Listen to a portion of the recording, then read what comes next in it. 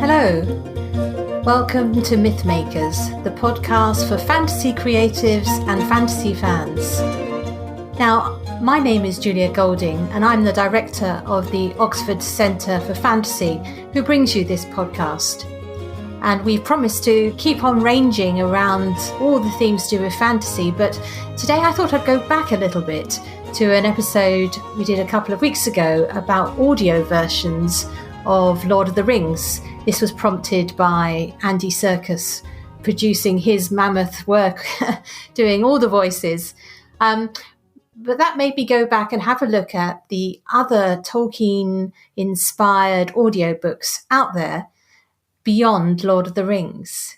So I thought I'd give you a rundown of the ones I know well, and also I delved into some of the ones I don't yet know, just so you know what's out there. Now, we have to start again with Andy Serkis, because he did a version of The Hobbit last year in 2020. Now, I think I remember him doing this as a lockdown project, where he was doing like a reading, a sort of sponsored reading. But clearly, I think he must have then gone into the studio and done it under slightly more, less pressurized circumstances. It's very much as you expect if you have listened to his Lord of the Rings reading. You get a very pleasant romp through The Hobbit. It's a more, what I would say, more of an avuncular tone than Lord of the Rings, which is inspired by the fact that the narrator is more present in The Hobbit than he is in Lord of the Rings. It has a bedtime story feel. But you also get the performance aspect with Andy Serkis. Watch out for the riddle game with Bilbo and Gollum, of course. That must be the set piece that everyone wants to listen to. I think when I'm listening to it, what always comes into mind are the films, because very often he hits exactly the same cadence on a piece of dialogue which has made it into the script, channeling the actor who originally played it. Now, that's absolutely fine and to be expected because, of course, he was one of the assistant directors on the films.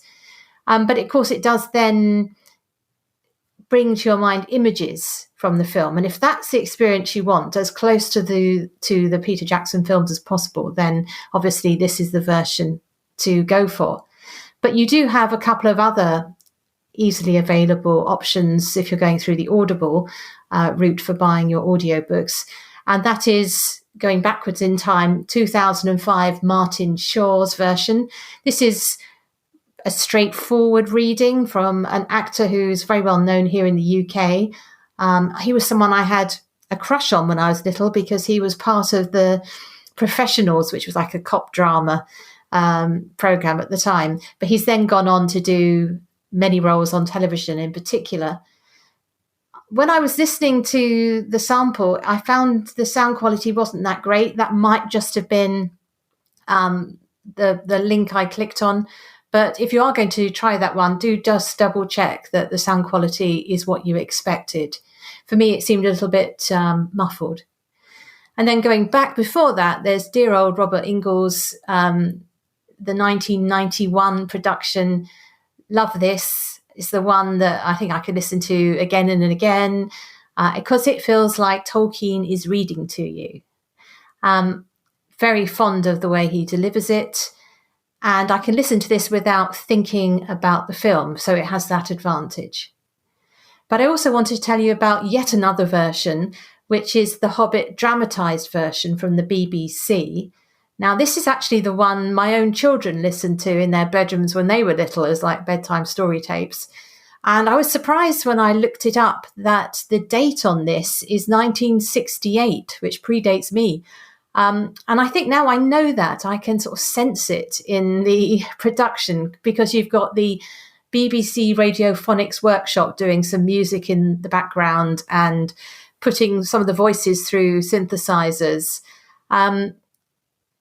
Acquired taste, maybe. It's fun, but it's got a very jokey film, more like almost a cartoon version of The Hobbit. It's abridged to 3 3/4 hours, which might help if you're playing this for younger listeners.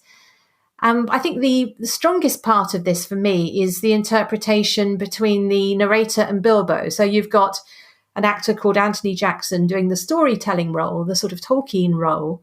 And then amusingly, you've got bursting in and disagreeing or laughing or chuckling or even sort of gainsaying the character playing Bilbo, who is an actor called Paul Daneman. Another thing that I thought was noticeable about this is the casting of Gandalf by an actor called Heron Carvick. And it shows that we are before the Michael Hordern or the Ian McKellen versions, in that he sounds more like a character, more like an Elrond character, younger and somehow slightly more sinister, in fact, more poised to him. So which I thought was really interesting, coming back to it now after not having listened to it for quite a few years. So definitely worth a listen, just to see what 1968 made of The Hobbit. And it still stands up today, I think, as a listen. Okay, so moving on from The Hobbit, let's go to the next big book that you might want to listen to. And this is the Silmarillion. Now, the best game in town is Martin Shaw's reading. And I think this might possibly be my favourite of all the audio versions out there of everything. It's extremely well presented. It's got nice breaks in between the different books. Martin Shaw does a very steady and listenable reading. And it also helped me, who, Silmarillion wasn't the book I would rush to, but listening to it, I suddenly realised how the prose worked. That it is really written to be read out. I really love this, and I dip back into it again and again. So definitely put that on your wish list if you want to get to grips with the Silmarillion, particularly if it's always been a book that you've been a bit scared of or had trouble with. Right, so the next big one going on from there is The Unfinished Tales. Now, this has only just come out in 2021, and you get almost 22 hours of listening, and this is what I'm currently listening to at the moment.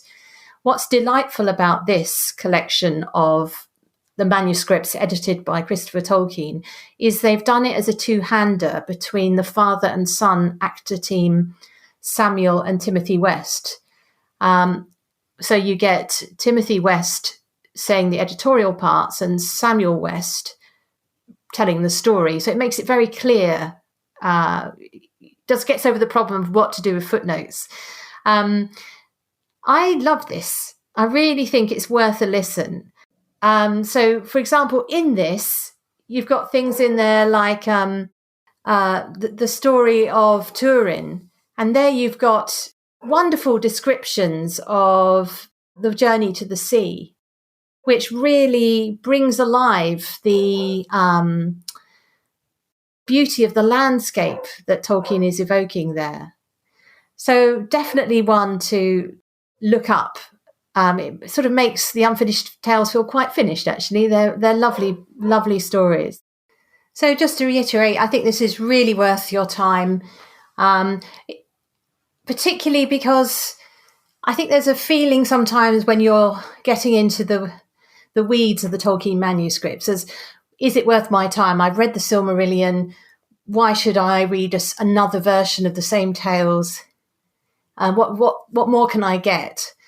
And it's more than just an expansion. It's more of a dip into the poetry of Tolkien that you get listening to it like this. So definitely have a listen. Now, going on, of course, we've got lots of the little, well, not that little really, because they often end up about 8 hours of listening time. But there are the other manuscripts that cover quite a lot of the same material, but were edited by Christopher Tolkien and put out as separate works.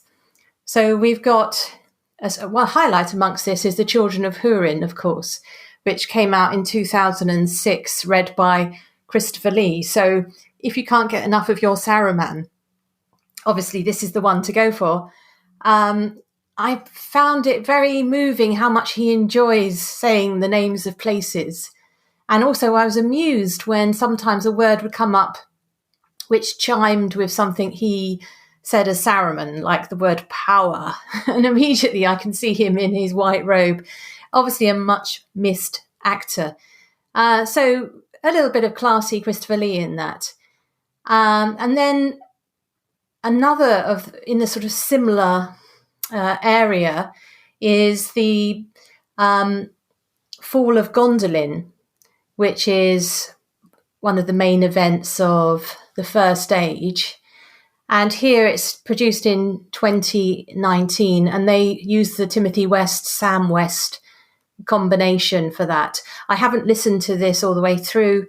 It sounds a very, if you're particularly interested in the Fall of Gondolin, it sounds a great way to actually hear that story, because the way they split it between the two makes it very clear. But it does look as though there is quite a lot of editorial comment, so it becomes an audiobook about the process of editing manuscripts. So it probably is more of a specialised interest, that one, than those who are just going for a story. And again, another of these First Age stories is Beren and Luthien, which is, of course, a central story for Tolkien. He had the name Beren and Luthien on his tombstone with his wife Edith, so it's their story in a sense, a love story. And here we get the Wests out again. It was only done in 2020. Similar things, you may feel you've already heard the story of Beren and Luthien in the various places, but the team of two narrators is very strong. Again, not the first one I'd buy. I think I'd go for the Unfinished Tales. If you're looking for the Sam and Tim West version, go for that first, not least because it's huge and lots of listening. But yeah, why not? It's pretty much a beautiful story, isn't it? Okay, now here are some smaller ones which are worth looking into. There are several versions of Tales from the Perilous Realm. Now, that's the name given to a collection of stories, which includes Rover Random, Farmer Giles of Ham, The Adventures of Tom Bombadil, Leaf by Niggle, and Smith of Wootton Major. These can also be bought separately, so be careful you're not buying the same thing twice. This particular edition, the straightforward reading, is read by the wonderful Derek Jacobi, who delivers it suitable for, it's a sort of these are children's tales, particularly Rover Random, and that is the feel of those. Though, of course, actually, Leaf by Niggle is much more of a philosophic work. It's about a man's creativity and the exquisiteness with which he draws a single leaf and trying to put all the beauty into that. So it's very amazing essay, sort of story essay written by Tolkien. These are lovely, but as I said, the big warning here is don't buy it twice. So you can buy the collection where you get them all, and then you wouldn't need to go and buy the separate titles. But I found in this little trawl that there is also a version of Tales from the Perilous Realm, which was done by the BBC. I didn't know this existed till I started looking all this up. It's got Michael Hordern in it as Gandalf. He obviously plays Gandalf in the BBC dramatized version of Lord of the Rings. And as he died quite a long time ago, it puts us back at that time, back in the 80s. It's definitely got a top team of voice talent. Brian Blessed is in there, James Grout. These are all, wonderful voice actors. And there is an added audio portrait of Tolkien put together by Brian Sibley, which draws on the BBC resources of interviews with the author himself and with others. So I haven't yet listened to that yet, but I think I'm just going to put that on my wish list now because it sounds a great listen. So that's the little run through. Just to recap, I think for me, possibly my favourite Hobbit might be the Rob Ingalls one. My favourite Silmarillion, in fact, the only game in town really is Martin Shaw, but it's my favourite of all the audiobooks.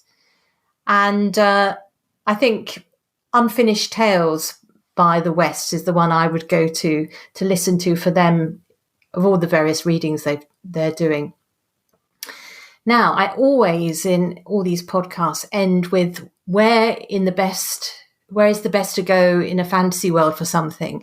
And we've done forests and inns and places to be ill, places to be a woman.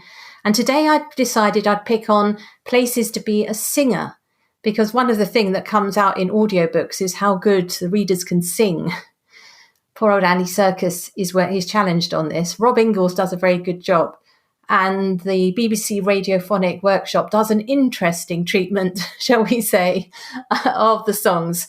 You have to listen to them just to get the vibe. If you know the theme tune for Doctor Who, you can get a sense of the area in which they're working electronically.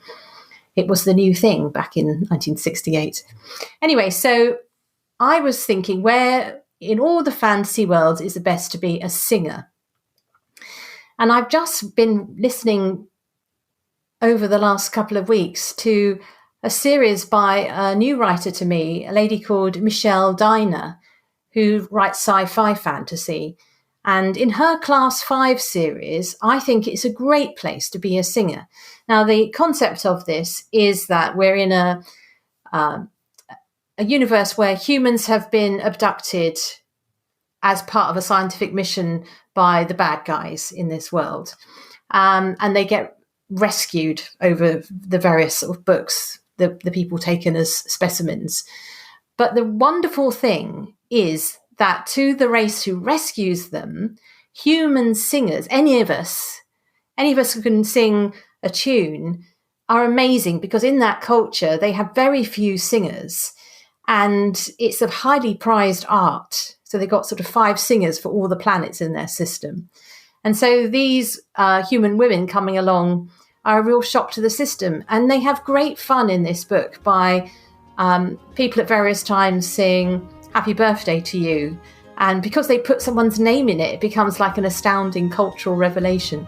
There's some very funny moments where they sing "Always Look on the Bright Side of Life," which in a very dull moment. And people are astonished that they're able to sing at these times. Anyway, I love the humour of that and the concept that you didn't have to be a very good singer. But in this world, you're Beyonce, you're Adele, you're Pavarotti, as far as they're concerned. Oh yeah, and look out for the rendition of Bohemian Rhapsody. That's probably a very high moment. Anyway, I love the comedy of that. So hands down, the best place to be a singer is in the sci-fi fantasy world of Michelle Diner's Class 5 series. So thank you very much for listening, and I hope you enjoy the audio versions I've mentioned. Goodbye. Thanks for listening to Mythmakers podcast, brought to you by the Oxford Centre for Fantasy. Visit oxfordcenterforfantasy.org to join in the fun. Find out about our online courses, in-person stays in Oxford, plus visit our shop for great gifts. Tell a friend and subscribe wherever you find your favourite podcasts worldwide.